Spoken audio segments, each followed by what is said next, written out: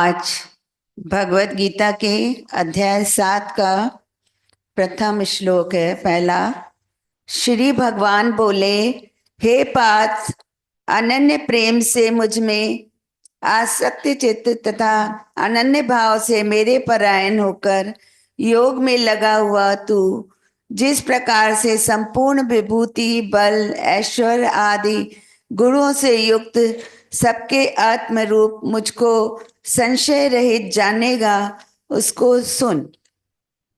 समझ में आया? नहीं, क्वेश्चन शुरू है। आज हम लोग छठे अध्याय की उसी के बाद 7वें अध्याय में कदम रख रहे हैं।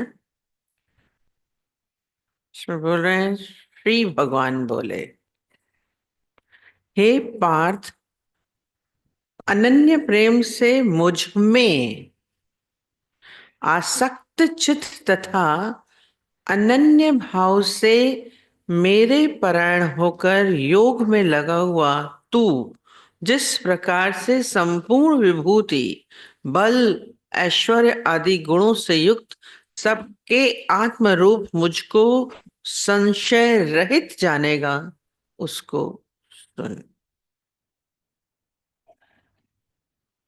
क्वालिटीज हैं सारी इसमें। क्या नाम ही है, क्या है? ज्ञान विज्ञान। इस योग का नाम है ज्ञान विज्ञान योग। अभी तक आप लोगों ने जो जो पढ़े, थोड़ा सा उनके नाम थोड़ा सा याद कर लीजिएगा, क्योंकि सब यही पूछते हैं। पहला पहला कौन सा था? अध्याय का नाम क्या था? विषाद योग। बड़ा वेरी गुड। दूसरा सांख्य योग। तीसरा कर्म योग, सबको पता है, हम क्यों रिपीट करें। चौथा ज्ञान कर्म, दोनों मिला के था। ज्ञान कर्म संन्यास योग चौथा था। पांचवा था कर्म संन्यास योग। थोड़ा थोड़ा डिफरेंस करते आए हैं। और छठा तो अभी पढ़ा था।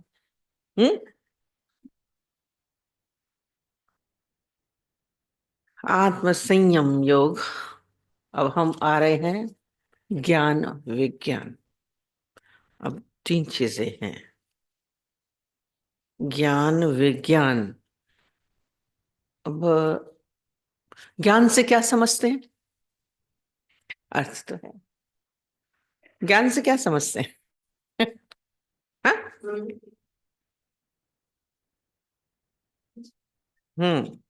इसमें जब ज्ञान तब होता है जब हम उस परमात्मिक तत्व को, उस रहस्य को हम जान ले।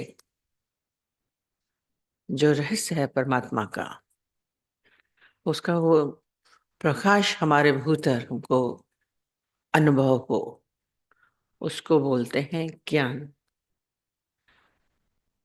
और फिर अज्ञान विज्ञान क्या है? विज्ञान है ये पूरा जो संसार है, ये परमात्मा की प्रकृति है। ये प्रकृति क्या करती है, और ये प्रकृति क्या है? परमात्मा की शक्ति है। और ये विविध रूपों में दिखती है। भगवान की शक्ति ब्रह्मांड, मतलब एक से अनेक जिसको बोलते हैं, है ही परमात्मा। वो अनेक रूपों में जो चारों तरफ दिख रही है पूरी प्रकृति, इसके विविध रूप हैं।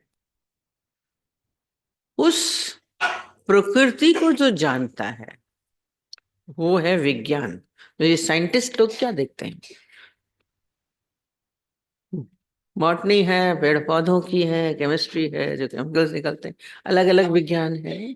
फिर प्रकृति के ही अलग अलग, उसको जो जानता है उसके बारे में जानकारी है, वो विज्ञान है। ज्ञान विज्ञान। और तीसरा क्या है? अज्ञान। अज्ञान क्या है? सबसे बड़ा ज्ञान क्या है? जब ये जितनी पूरी सृष्टि जो दिख रही व्यक्ति है, पर उसको हम क्या मान रहे हैं? सत्य मानते हैं। सत्य नहीं है। ये ब्रह्म सत्य, जगत मिथ्या जिसको बोला जाता है। दिखता है पर है नहीं, इल्यूशन। पर जब दिखता है तो सत्य मानते हैं। यही अज्ञान है। सारा समय हम इसी अज्ञान में ही चल रहे हैं। इसलिए आरंभ हो रहा है ज्ञान विज्ञान योग हमारे भीतर। जब हम ज्ञान से भरेंगे तभी हम उस तक पहुंच सकते हैं। ये शब्दों का हुआ अर्थ। अब अभी तक तो हम लोगों ने कर्म पढ़ा, ध्यान पढ़ा, सब अलग अलग हम लोगों ने इसमें मेहनत करी। पर अब क्या बोल रहे हैं श्री भगवान बोले, हे पार्थ, अनन्य प्रेम से मुझ में आसक्ति,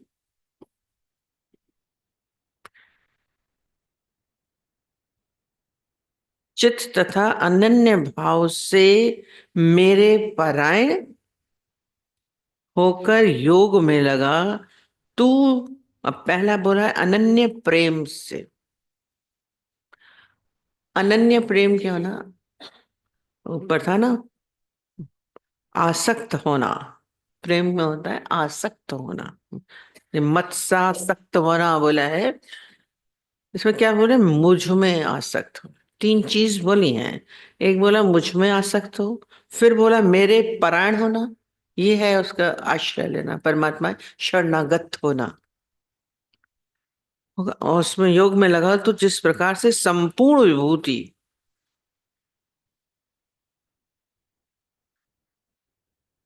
बल, ऐश्वर्य आदि गुणों से युक्त सबके आत्म रूप मुझको संशय रहित जानेगा उसको। अब ये जो ये है उसके लिए क्या करना है, ऐसे नहीं जान पाएंगे। इसके लिए योग का अभ्यास करना पड़े। विभूति, बल, ऐश्वर्य, गुण सबके आत्म रूप और संशय रहित होना।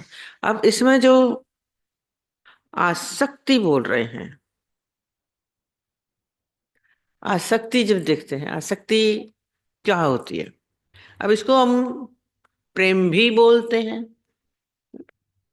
प्रेम भी बोलते हैं। अब इसमें बोला पर मेरे में आसक्त हूं, मुझ में आसक्त चित। संसार में देखिए मनुष्य चल तो रहा है, पर भगवान में उसकी जुड़न नहीं है, प्रेम नहीं है। भले भगवान को मानते हैं, भगवान को मानते हैं, पर प्रेम नहीं होता है।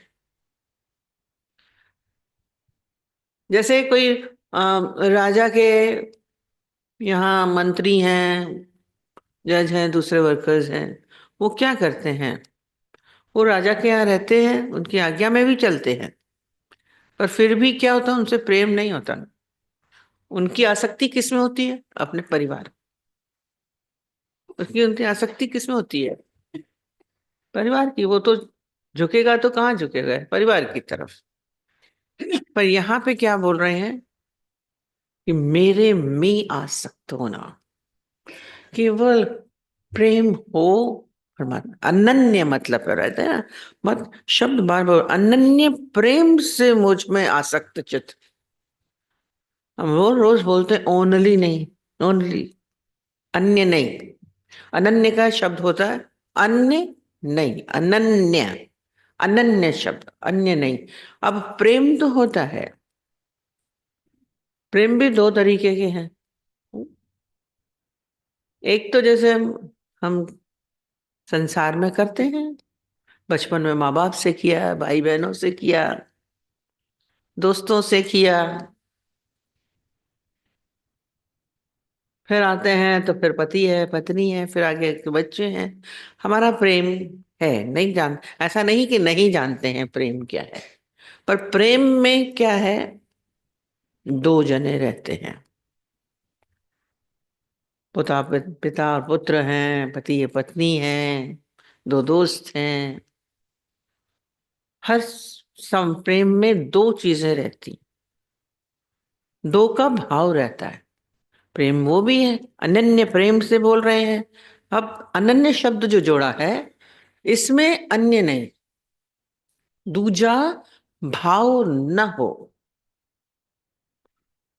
माने भगवान में ये ऊंची चीज है, ये प्रेम। दूजा भाव संसार से नहीं हो सकता, केवल परमात्मा से ही संभव है। परमात्मा से ही संभव है, माने इसमें दूसरा न रह जाए।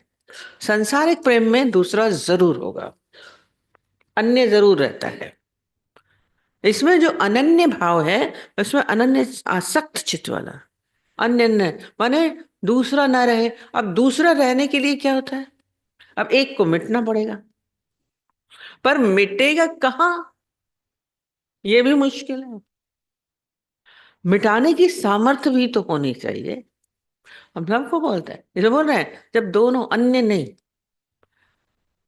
जब कोई बचे ही नहीं, दूसरा ना रहे, एक हो, दूसरा ना रहे, खाली एक हो। अब एक के लिए एक को मिटने वाली चीज है, पर कैसे मिटेंगे? जब दो संसारिक प्रेम में कौन किस में मिटेगा? थोड़ी देर के लगता है पत्नी पति में हो रही है, पत्नी पति में हो रहे हैं, पर फिर भी एकाकार नहीं हो सकते, क्योंकि उनमें सामर्थ्य नहीं है मिटाने की। आज भगवान बोल रहे हैं, ये भगवान में सामर्थ्य है जो जीव के भाव को मिटा पाता है। ये क्या था, अहंकार रहता है।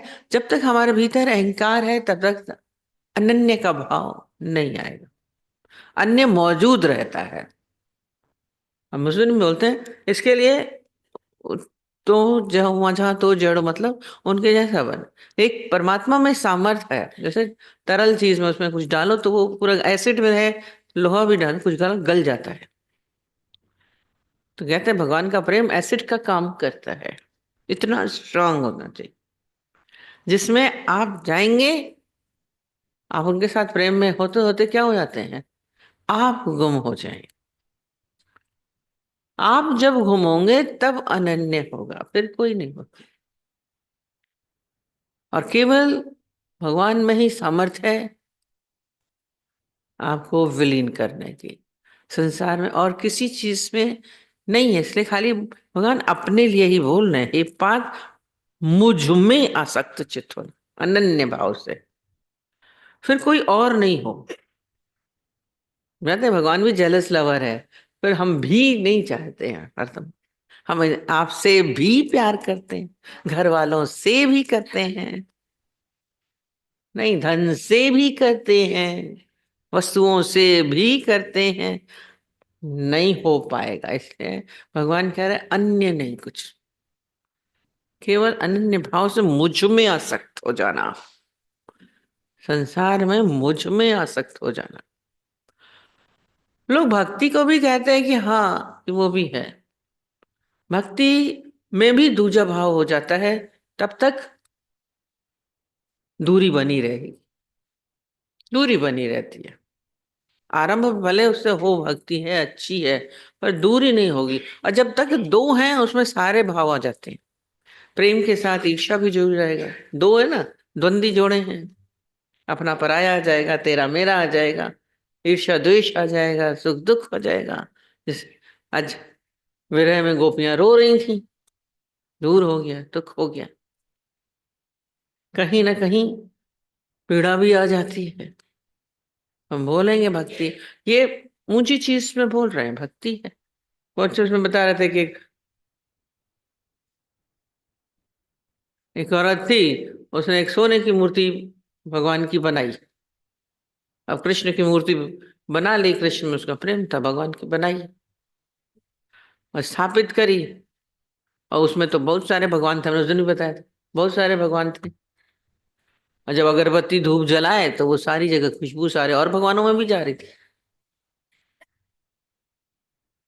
तो उसको बड़ा लगे कि मैं अगरबत्ती धूप तो अपने कृष्ण के लिए जला रही हूँ, ये तो राम में भी जा रही है, तो दुर्गा में भी जा रही है, हनुमान में भी जा रही है, ये लोग क्यों ले लेंगे? कुछ उसने क्या किया, एक बांस की एक लकड़ी की उसको जैसे बनाई और उसमें सारी अगरबत्तियां उसमें लगा दिया और उसके नाक के पास रख दी मूर्ति। सारी खुशबू खाली उन्हीं में जाए और किसी के पास ना जाए। क्या हुआ, तो छोड़ के चली गई, दूसरे दिन देखा तो पूरा मूर्ति का मुंह काला। अन्य है, मेरा है, दूसरा है, दो दूसरा भाव खत्म होना ना, ईर्ष्या हो जाएगी, द्वेष हो जाएगा, अपना पराया, ये मेरी है, मेरे हैं, ये मेरे नहीं है, राम मेरे नहीं है, बजरंगबली मेरे नहीं है। लोगों की आस्था होती तो ऐसी पूरी, खाली उसी को बना के बैठते। क्योंकि लड़ाइयाँ झगड़े हो रहे हैं इतने सारे, बहुत संप्रदाय बन गए, कृष्ण बोलेंगे हमारे हैं। नहीं, अनन्य भाव में ये सब कुछ नहीं होगा। अनन्य भाव से मुझ में आसक्त चित्त हो, प्रेम में मोह है। ये राधा का क्यों बोला गया? राधा का प्रेम बड़ा बोला गया, गोपियों का भी था, राधा का भी पहले तेलस वाला था, पर धीरे धीरे क्या हुआ, अब वो खुद गुम होती गई, होती गई, होती गई, वो कृष्णमय हो गई। ये अंतिम पराकाष्ठा वाली चीज है। ये योगी बनने के लिए जो कारण पूछ रहे हैं, प्रश्न पूछा आप लोगों ने, योगी कैसे बने? योगी के लिए अनन्य भाव होना चाहिए परमात्मा में, कोई दूसरा नहीं हो, संसार माया दुनिया कुछ नहीं होनी चाहिए। अनन्य भाव है, आसक्त चित्त वाला, पूरी तरीके से उसमें जुड़ जाए। जैसे आसक्त हो गए मक्खी, उसमें शहद में पूरी डूब गई, हम भी पूरे उसमें डूब जाएं और कुछ बचे नहीं। जैसे दीपक के आगे भंवरा जाता है तो क्या होता है, वो खाली उसी में हो जाए। पतंगा जाता है तो वहीं खत्म हो जाता है, ऐसा नहीं है। भंवरा होता है कमल में, क्या होता है, उसकी आसक्ति कमल में है, तो उसमें क्या होता है, बैठा रहेगा, बैठा रहेगा, छोड़ता नहीं है कमल को। हम कितनी बार बताते हैं, वो रात को बंद हो जाता है कमल, और वो उसके अंदर ही बैठा रहेगा, और रात को देखो तो सुबह देखो तो वो मर जाएगा। उसमें कहते हैं उसमें इतनी ताकत होती है कि वो लकड़ी को भी काट ले, पर आसक्त है तो वो उसमें से क्या करता है, उसमें छेद करके बाहर नहीं निकलता है, उसी में समाप्त हो जाना। ये प्रेम की पराकाष्ठाएं हैं, ये अनन्य है, खुद को मिटा, खत्म, रहा ही नहीं, रहा मेरा भाव बचा ही नहीं। ये अहंकार विलीनता भी है, मैं भी नहीं बचूं। अभी तक अन्य दूसरे बोलते हैं अनन्य, हम बाहर तक बोलते हैं ये मैं भी अन्य हूं। यदि मैं की मौजूदगी है तो वो भी अन्य अन्य है, ये भी ना बचे तो अनन्यता आएगी, नहीं तो संभव नहीं है। धीरे धीरे हो, संसार पहले विलीन होगा, गायब होगा धीरे धीरे, फिर हम पहुंचते हमारा अपना खाली दौर है, फिर वो भी ना रहे। ये आसक्त हो जाना, घोड़े की तरह, पतंगे की तरह हम पूरे उसमें डूब जाएं, तभी अनन्यता में आते हैं, तभी अपनी विलीनता हो पाएगी। अब भौरे को पता ही नहीं चला, मर गया, खत्म हो गया। पतंगे को पता चलता है क्या, उसमें इतना आसक्त होता है, रहा ही नहीं, मैं रहा ही नहीं। आपको भी पता नहीं चलेगा, इतनी आसक्ति हो जाए परमात्मा में कि आपको विलीन होने का आभास नहीं होना चाहिए। ये प्रेम की पराकाष्ठा में आएगा। आरंभ में दो भले हों, वो संसारिक होता है, पर अंतिम चीज पे आ रहे हैं योगी के लिए, अनन्य प्रेम, आसक्त चित्त वाला, अनन्य भाव से। फिर क्या बोले, मेरे परायण होकर, पारायण माने आश्रय। अब संसार में सबको किसी न किसी का आश्रय लेने का स्वभाव है। हम बोलते हैं बचपन में माँ बाप का आश्रय लिया, फिर उसके बाद बड़े हुए तो भाई बहनों का लिया, कहीं ना कहीं किसी ना किसी का सहारा लेता, अपने से बड़े कोई भी हैं जिससे होता हमारा, हम आश्रय लेते हैं। धन का भी आश्रय लेते हैं, वस्तु का आश्रय लेते हैं, किसी नेता का ले लिया, किसी धनवान का ले लिया, मतलब कहीं ना कहीं आश्रय जरूर लेता है, मन का स्वभाव है। आश्रय का दूसरा अर्थ शरणागत भी होता है, उसके हम आश्रय लेते हैं, किसी न किसी का सहारा लेते हैं। इसमें ये कह रहे हैं मेरे प्राण, मेरे शरणागत होना, दादाजी को शरणागत बहुत अच्छा, मेरा आश्रय लेना खाली, और किसी का नहीं। संसार में आप सब दूसरों का आश्रय लेता है, स्वभाव है, और कहते हैं ये सब संसार के सारे आश्रय हमें क्या करने, छोड़ने हैं, खाली मेरा आश्रय लो, मेरे परायण होकर। क्योंकि आज देखिए द्रौपदी ने आश्रय क्या था, जब उसका चीरहरण हो रहा था तो वो क्या किया, वो सबको, सबकी तरफ देख रही थी, अपने पतियों की तरफ भी देखा, सारे पांचों पांडवों की तरफ देख रही थी कि ये शायद बचाएंगे, सारे दुश्मनों को भी देखा, दुर्योधन को भी देख रही है कि कहीं हमको ये छुड़वा दे। दूसरे लोग जितने भी बैठे थे, भीष्म पितामह की तरफ भी देखा, जब सबकी तरफ से ना हो गई तो फिर वो अपना प्रयत्न कर रही, फिर अपने आश्रय में भी जाता है। नहीं, अपना आश्रय भी नहीं, हम सोचेंगे हम अपने आश्रय, भगवान नहीं बोला है कि अहंकार होगा मैं आप ही कर लूंगा, कल बोला बच्चा बोलेगा मैं आप ही चल लूंगा, अपने आश्रय। फिर अपने आप ही उसने, द्रौपदी ने अपनी साड़ी बचाने का बहुत प्रयत्न किया, तब भी तो नहीं हो पाया। अंत में उसने बिल्कुल, जब कहीं से उसको कुछ नहीं समझ आश्रय मिला, तब जाकर के उसने भगवान का आश्रय लिया। तब तो क्या होगा, बोलते हैं साड़ी पे साड़ियां आती गई, आती गई, आती गई, थान के थान बन गए, साड़ी वो चिनारी है, किनारी वो साड़ी, सारी किनारी, किनारी की साड़ी, बचपन से ही पढ़ते थे, नहीं ढूंढ पा रहे थे, इतनी द्रौपदी उसमें गुम हो गई, इतनी साड़ियां, इतना ढक दिया। आश्रय, जो मेरा आश्रय लेते हैं, ये बोल रहे हैं संसार के आश्रय छोड़िए, जब सारी आश्रय छोड़ेंगे तब उसकी ओट ले पाएंगे, दोनों नहीं हो पाएंगे, खाली मेरा आश्रय। हम धन को भी पकड़े रहेंगे, पति को भी पकड़े रहेंगे, बच्चों को भी पकड़े रहेंगे, पत्नी को भी पकड़े, आपने कितने आश्रय ले रखे। हम बोलते हैं सब ऐसाखियां हैं आपकी, इनके बिना आप चल नहीं सकते हैं। आश्रय लेना ही है तो क्यों नहीं परमात्मा का ले। बन बन के सहारे टूटते हैं, ये रस्म पुरानी है जग की। मैं जो टूटे और छूटे ना वो तेरा सहारा काफी। ये सहारा लेना है तो खाली परमात्मा का लीजिए ना।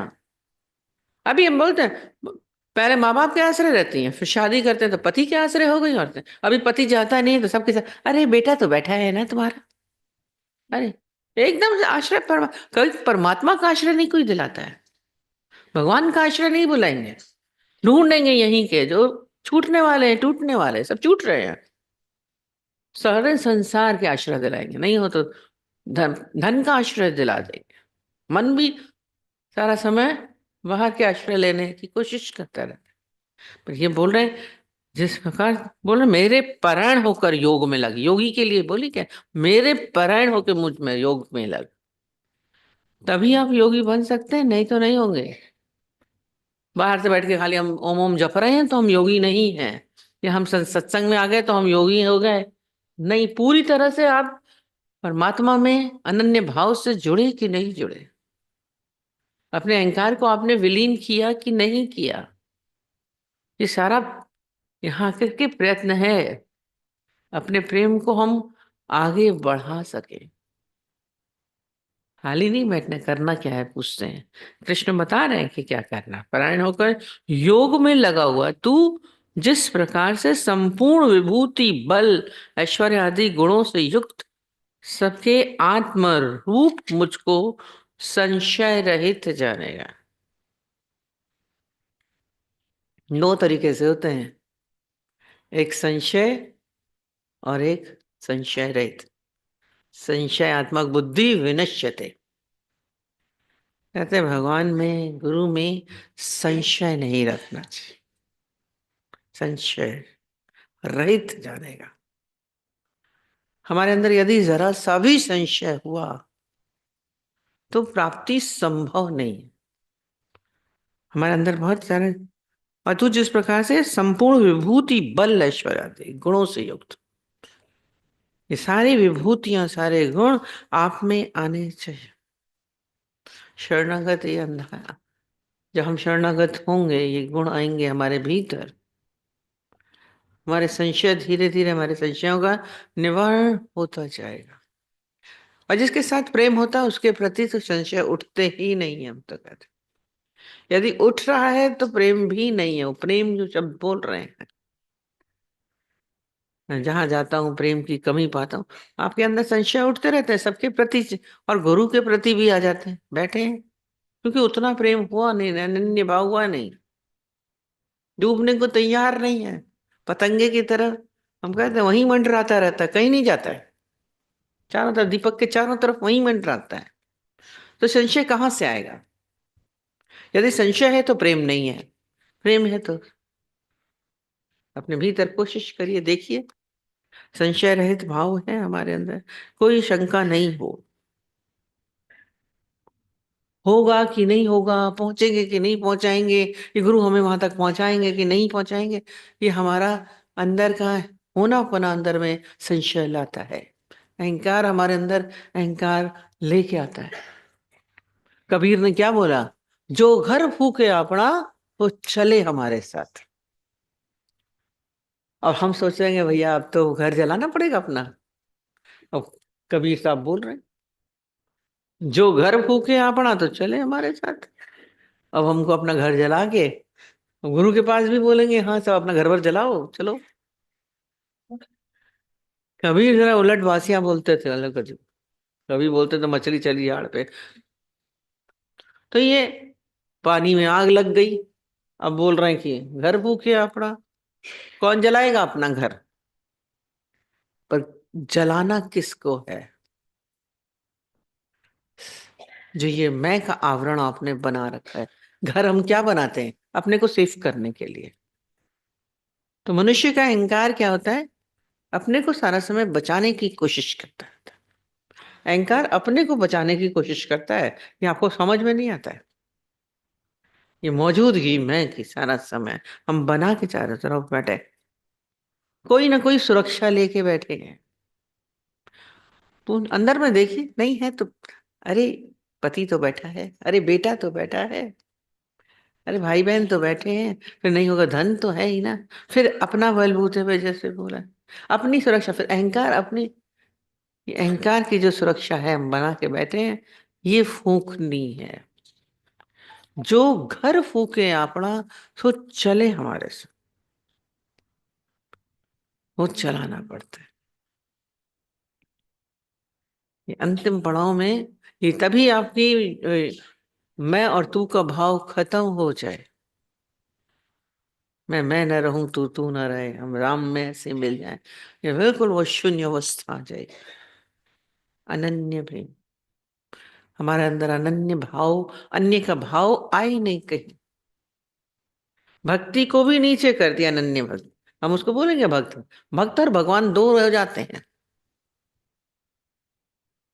भक्ति में भक्ति भगवान और दोनों है। पर भक्ति फिर जो अंतिम पराकाष्ठा है, जो भक्त जो विभक्त नहीं होता वो अनन्य हो गया। उस अनन्य भाव में अना है, माने ये घर को फूकना पड़ेगा, ये मैं को अहंकार को हमें फूकना पड़ेगा। तभी प्रेम संभव भी है। ये अनन्य प्रेम नहीं तो संभव नहीं हो सकता। चाहते तो है सब प्रेम, पर वो संसारिक प्रेम जितना ही एक सीमित चाहते हैं, एक परिधि में चाहते हैं, इसमें के परिधि में चलते रहते हैं। ये घर क्यों बनाते हैं? सुरक्षा के लिए ना। तो हम अपने को कहीं ना कहीं बचाने की कोशिश करता रहता है मनुष्य। बहुत चतुर है, जल्दी इसको फूकना नहीं चाहता है, इसीलिए इतनी देर हो जाती है।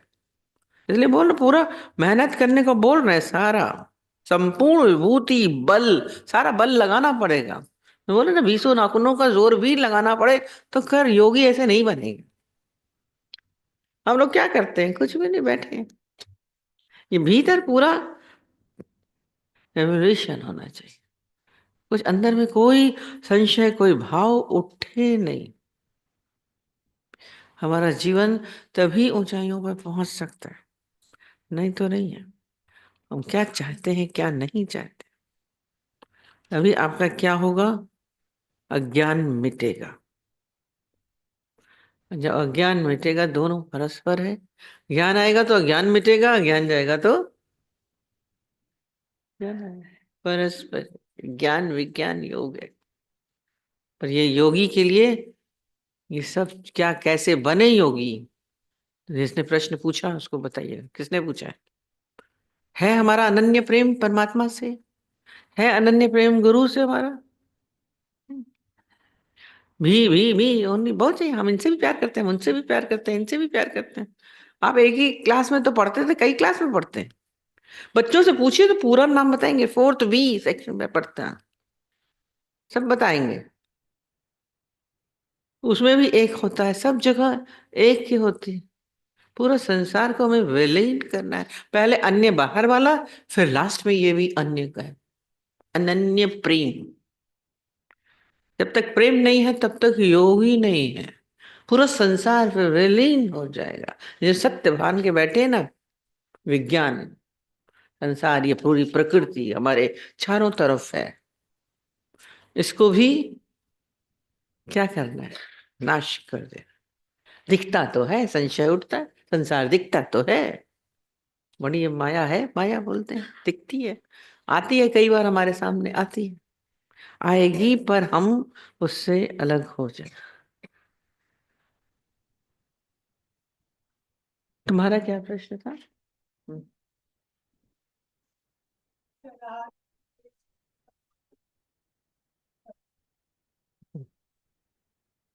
दोनों अरस परस बोलते हैं, व्यवहार सिद्ध तो परमार्थ सिद्ध, परमार्थ सिद्ध तो व्यवहार सिद्ध। अब हाँ, इस मार्ग में आप जो चल रहे हैं, परमात्मा की तरफ जो हमारा मार्ग है वो परमात्मिक मार्ग है, और जो संसार की तरफ हमारा जो भी जा रहे हैं वो व्यवहारिक व्यवहार होता है ना, ये परमार्थ, हमारा अपना उद्धार होना। और परमात्मिक मार्ग में जाएंगे ही तभी हमारा उद्धार संभव है, संसार में नहीं हो सकता। हम्म? और व्यवहार हमारा अगर गलत है तो उसके लिए तो हम परमात्मा में कैसे पहुंच पाएंगे? हम झूठ बोल रहे हैं, चोरी कर रहे हैं, गलत काम कर रहे हैं, आपके व्यवहारिक आप व्यवहार आपका गलत है। ईर्ष्या कर रहे हैं, द्वेष कर रहे हैं, तेरा मेरा कर रहे हैं, ज्ञानता है। परमात्मा में कैसे आएंगे, परमात्मा में कैसे टिकेंगे? हाँ, व्यवहार जो बाहर है सारा वो शुद्ध होता है। इसीलिए जितने भी इस मार्ग में आते हैं, आपका बाहर का आचरण जरूर देखते हैं, इसको भी शुद्ध करना है। बोलेंगे सत्संगी है, झूठ बोल रहे हैं, सत्संगी है, ये है, बोलते हैं ना। आपके हर चीज गुरु हलत पलत सवाल देखना जरूरी पड़ता है। बाहर का हमारा आपका सब उठना बैठना चलना बोलना देखना, सारा व्यवहार जो भी है बाहर का, वो शुद्ध हो, पवित्र हो, तभी आप। हाँ,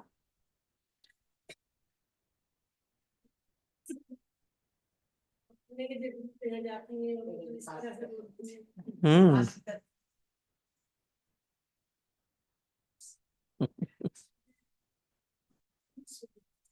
तब दोनों है, अगर आपका परमार्थ सिद्ध है तो व्यवहार स्वतः सिद्ध हो जाएगा, फिर आपसे गलत होगा ही नहीं। जो परमात्मा में है, परमात्मिक भाव में है, वो किससे द्वेष करेगा, वो किससे ईर्ष्या करेगा?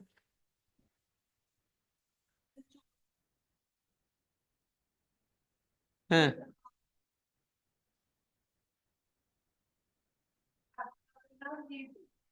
सजना कसाई का आता है, तो एक लगता है कि बाहर से तो वो कसाई था ना, तो फिर उसके कसाई से किसी को किसको पीड़ा हो रही थी? किसका पीड़ा? परमार्थ ये था कि उसने जाना कि है ही एक। हाँ? उसने बोला काशी भी मैं हूँ, काटने वाला भी वही है, जो काटी जिससे काट रहे हैं वो भी वही है, जिसको काट रहे हैं वो भी यही है, और जो काट रहा है वो भी वही है। ये है परमार्थ। उसने नहीं बोला कि मैं काट रहा हूं, परमार्थ था। उसके लिए फिर वो व्यवहार सिद्ध हो गया, उसके लिए गलत नहीं है वो, परमात्मिक भाव में था। ईश्वर सब चीज है ही भगवान, परमात्मा यही है ना। ज्ञान केवल यही है कि everything is God, everywhere is God, ये जानने वाली चीज है। देख, हमें जानना है, उसके लिए ये पाप नहीं हुआ, उसको पशु को काटना पाप नहीं हुआ, वो ईश्वरीय भाव में है। ये बोलते थे यदि आप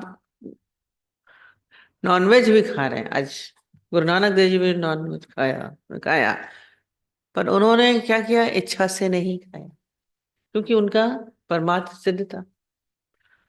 आप यदि, वो बोलते हैं, हमारे यहाँ तो बोलते हैं वो मशरूम बनाएंगे या वो बनाएंगे, वजिंडा बनाते हैं, बिल्कुल मछली की तरह है, आपने उसको मछली बना दिया, तो आपका व्यवहार भी वो होते हुए भी नहीं है, क्योंकि आप भले वेजिटेरियन बन के बैठे हैं, पर उसको आप नॉनवेज समझ के खा रहे हैं, तो वो गलत हो गया। और वो खा भी रहा है, वो बोल रहा क्या है, तो भगवान उनको नहीं लग रहा है, इसीलिए उनका व्यवहार सिद्ध हो गया, क्योंकि परमार्थ सिद्ध था। आज गुरु नानक देव जी का परमार्थ सिद्ध था, तो वहां पर उन्होंने जंगल में बना के खा भी लिया, शिकार भी किया, तो भी बुरा नहीं है, वैसे तो जीव हत्या खराब है ना? तो ये जिसका परमार्थ सिद्ध है उसका व्यवहार सिद्ध है, जिसका व्यवहार सिद्ध है उसका परमार्थ सिद्ध है, ऐसा वर्षा होता है, उनके लिए वो खराब नहीं कहा जाएगा। और बाकी परमार्थ सिद्ध होता है तो गलत होता ही नहीं, आपके नाम लिखे में कोई कर्म आएगा ही नहीं। तो पहले ज्ञान। तो दीदी